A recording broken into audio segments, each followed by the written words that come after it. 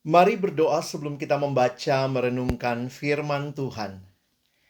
Bapa di dalam surga, kami bersyukur kepadamu untuk cinta kasih dan anugerah-Mu yang sungguh nyata bagi kehidupan kami. Kembali kami akan sama-sama mempelajari firman-Mu. Kami mohon ya Tuhan, ketika kami membuka firman-Mu, bukalah juga hati kami. Jadikanlah hati kami seperti tanah yang baik, supaya ketika benih firman Tuhan ditaburkan, boleh sungguh-sungguh berakar, bertumbuh, dan juga berbuah nyata di dalam kehidupan kami. Berkatilah baik hamba-Mu yang menyampaikan dan semua kami yang mendengar. Tuhan, tolonglah kami semua, agar kami bukan hanya menjadi pendengar-pendengar firman yang setia, tetapi mampukan dengan kuasa, dengan pertolongan dari Roh-Mu yang kudus, kami dimampukan menjadi pelaku-pelaku firman-Mu di dalam kehidupan kami, di dalam keseharian kami. Bersabdalah ya Tuhan, kami umat-Mu sedia mendengarnya. Di dalam satu nama yang kudus, nama yang berkuasa, nama Tuhan kami Yesus Kristus, kami menyerahkan pemberitaan firman-Mu. Amin. Shalom Bapak Ibu Saudara yang dikasihi dalam Tuhan Yesus Kristus. Senang sekali saya Pendeta Alex Nanlohi boleh kembali melayani Bapak Ibu Saudara yang dikasihi dalam Tuhan Yesus Kristus. Tema yang menjadi perenungan kita pada hari ini adalah sebuah ungkapan di dalam doa yang disampaikan oleh Tuhan Yesus untuk kita murid-muridnya juga berdoa dengan pola yang sama. Jadilah kehendak-Mu. Bagian firman Tuhan yang akan mendasari perenungan kita adalah di dalam Injil Matius pasal yang ke-6, ayat yang ke-9 dan ayat yang ke-10.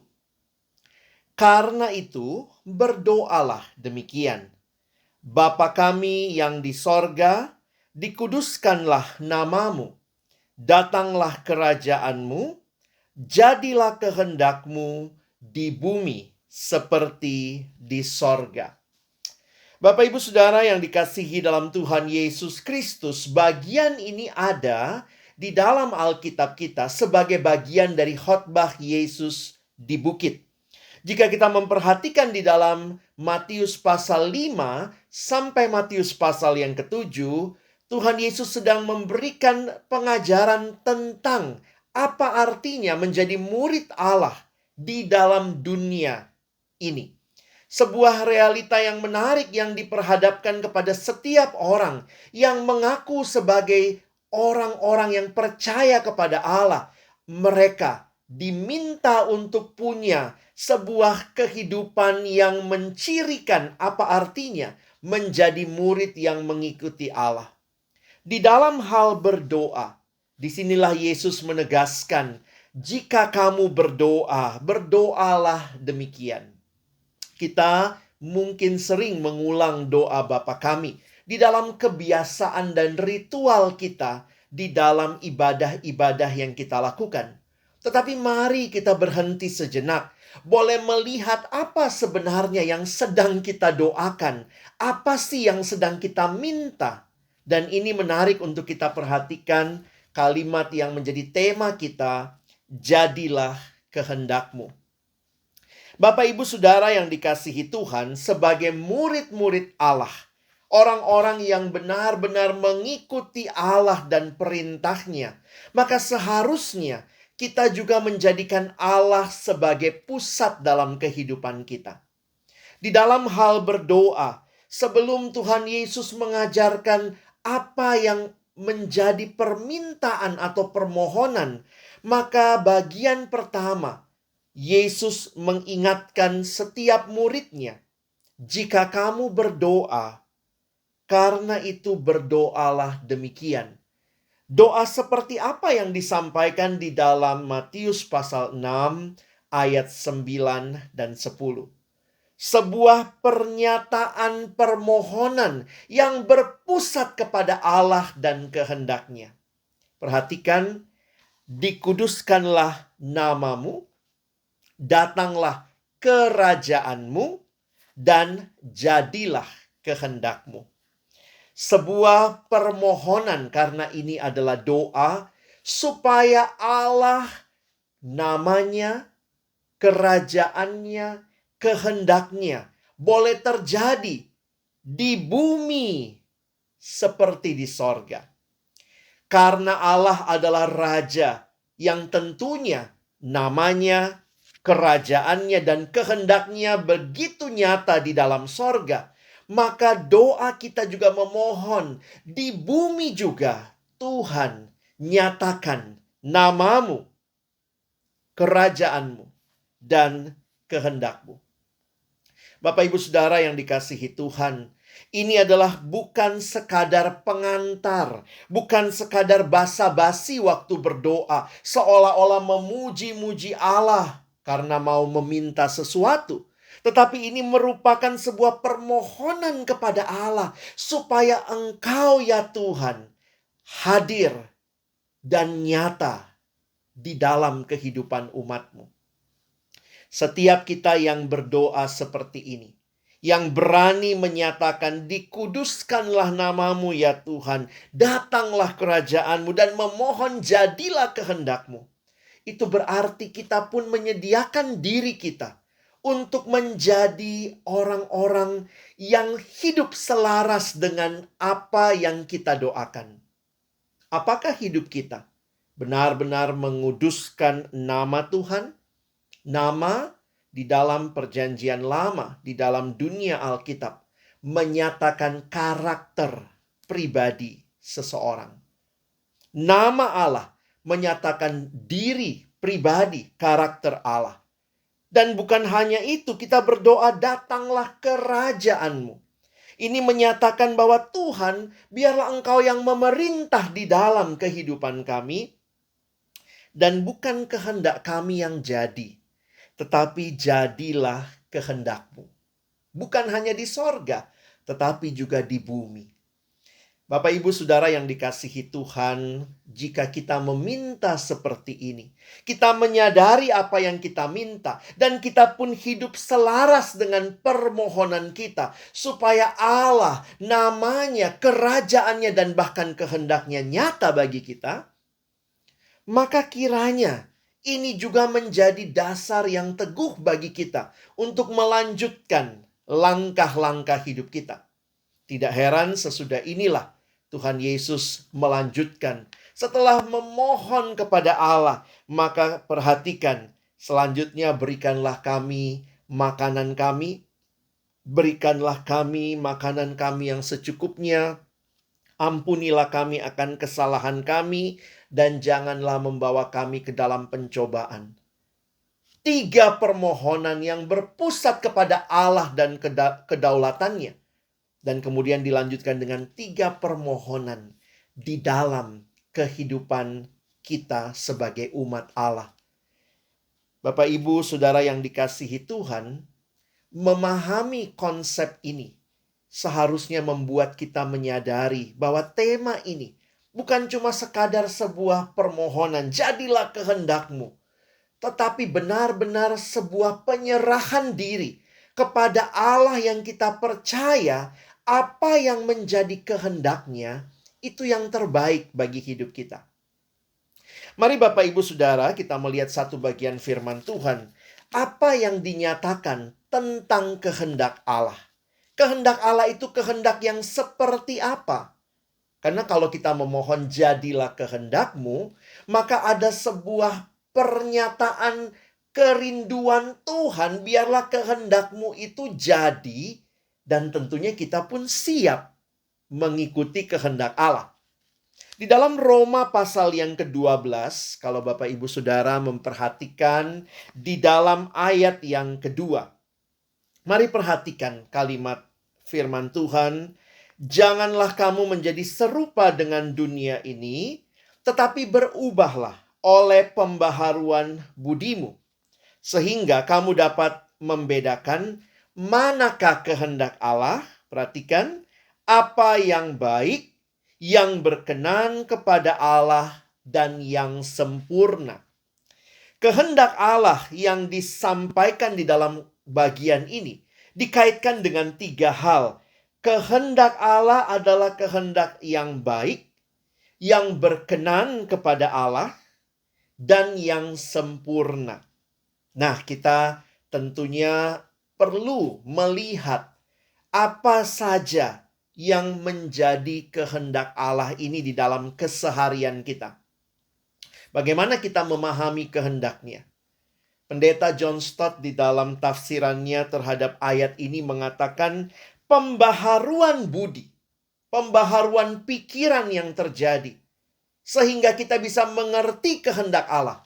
Itu hanya mungkin terjadi ketika Roh Kudus diam di dalam kita, di dalam hati setiap orang yang percaya, dan firman Tuhan menjadi pelita bagi kaki kita, terang bagi jalan kita. Bagaimana Bapak Ibu tahu apa yang menjadi kehendak Allah? Tentunya kita harus hidup beriman di dalam pimpinan Roh Kudus dan juga membaca dan merenungkan firman Tuhan untuk memahami apakah kehendak Allah yang baik itu, yang berkenan kepada Allah dan yang sempurna. Seringkali realita kehidupan kita diperhadapkan dengan kehendak kita dan kehendak Allah. Contohnya, bagi kita yang sudah ada di dalam Kristus, kita yang telah diperbaharui, tetapi seringkali tabiat manusia lama yang masih seringkali muncul. Misalnya, ketika kita merasa marah, ketika kita merasa jengkel, mungkin yang keluar adalah makian, caci maki. Tapi pertanyaannya, apakah itu kehendak Allah? Apakah itu yang baik, yang berkenan kepada Allah dan yang sempurna? Lalu bagaimana kita bisa melihatnya? Tentu ketika kita berhadapan dengan firman-Nya, maka firman Tuhan itu mengajar kita, menyatakan kesalahan kita, memperbaiki kelakuan kita, dan mendidik kita di dalam kebenaran. Bapak Ibu Saudara, sebagai guru, sebagai karyawan, kita pun belum selesai hidup sebagai murid Kristus. Berarti kita pun sedang terus diproses untuk mengikuti kehendak Allah. Apa yang baik, yang berkenan kepada Allah dan yang sempurna. Apakah kita menjadi orang-orang yang gampang marah? Ketimbang menjadi orang yang mengikuti kehendak Allah untuk belajar sabar.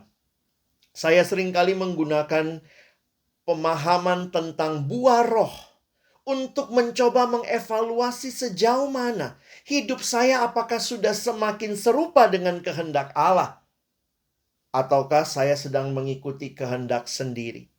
Di dalam Galatia pasal yang kelima, ketika Rasul Paulus menggambarkan kontras tentang buah roh dan perbuatan daging. Dan di situ dinyatakan perbuatan daging adalah apa yang berpusat kepada diri kita, kepada apa yang kita mau, apa yang kita suka, dan itu mengikat karena kita terikat kepada dosa. Egois yang luar biasa. Karena itu perbuatan daging dikaitkan dengan perselisihan, percideraan, hawa nafsu. Tetapi ketika bicara buah roh, ini berbicara berpusat kepada Allah dan kehendak-Nya. Kasih, sukacita, kesabaran, kemurahan, seterusnya sampai penguasaan diri. Apakah Bapak Ibu Saudara dan saya juga sedang terus makin hidup sesuai kehendak Allah? Firman Tuhan membimbing kita makin memahami apa yang Tuhan mau.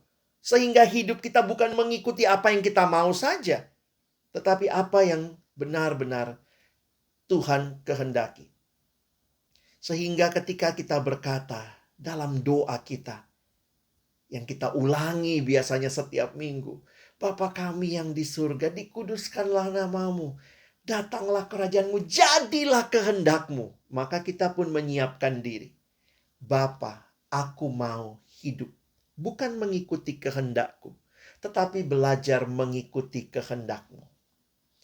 Dan kiranya firman Tuhan terus membimbing kita untuk hidup sesuai kehendak Tuhan. Dan Roh Kudus yang diam di dalam kita akan memimpin kita untuk makin hidup sesuai kehendak Tuhan. Bapak Ibu Saudara yang dikasihi Tuhan, hidup yang dibaharui di dalam Kristus. Menjadi hidup yang kembali menyatakan, aku mau hidup seturut kehendak-Mu. Kalau kita biasa mempelajari tentang creation, fall, redemption, dan bahkan consummation, maka bukankah awalnya Allah menciptakan manusia untuk hidup seturut kehendaknya? Itulah creation.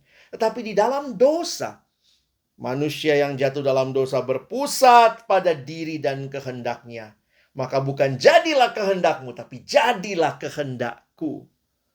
Dan ketika kita dibaharui dalam karya Kristus yang genap bagi kita di kayu salib, redemption, maka Kristus memberikan kepada kita rohnya yang kudus, diam di hati kita. Tuhan Yesus memberikan kepada kita firman-Nya yang menuntun kita untuk sekarang ini kita bisa berkata, Tuhan, aku mau hidup seturut kehendak-Mu. Kembali kita bisa menaikkan doa ini dan menghidupi pernyataan, jadilah kehendak-Mu.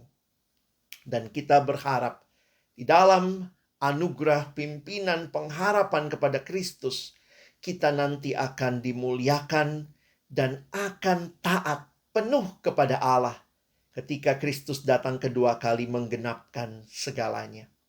Bapak Ibu Saudara yang dikasihi Tuhan, pernyataan ini, doa, ungkapan permohonan jadilah kehendak-Mu, juga kita lihat di dalam permohonan Kristus sendiri.